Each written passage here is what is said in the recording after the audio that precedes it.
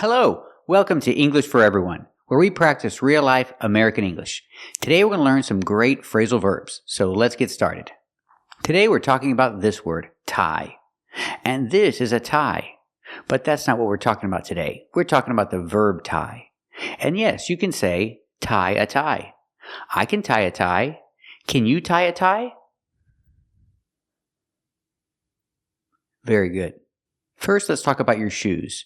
You tie your shoes, or you can say you tie your shoelaces. They're both correct. You don't have to say laces. You can say tie your shoe or tie your shoelaces. And what about this? This is a knot, and you tie a knot. Remember, the K is silent. Tie a knot. But usually you have to do the opposite. You have to untie a knot. And sometimes it can be difficult to untie a knot. Let's practice. Can it be difficult to untie a knot?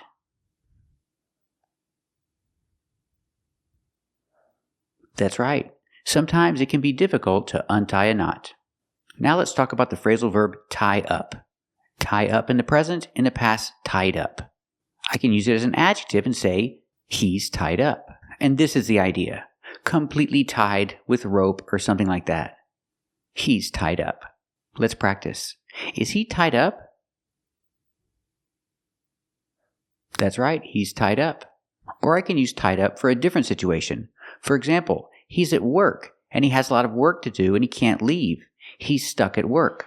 So I can say, he's tied up at work.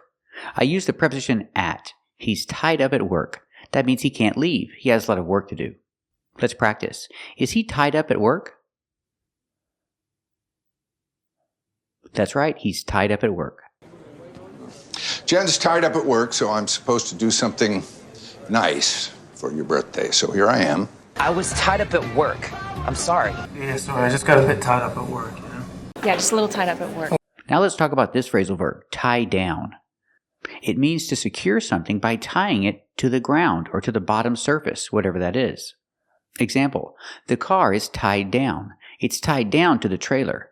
I can't say the car is tied up. No, the car is tied down. Let's practice. Is the car going to move around or is the car tied down? That's right, the car is not going to move because it's tied down. And I can use tied down in a different situation. For example, she has a lot of debt. She has a lot of debt and she can't spend any money.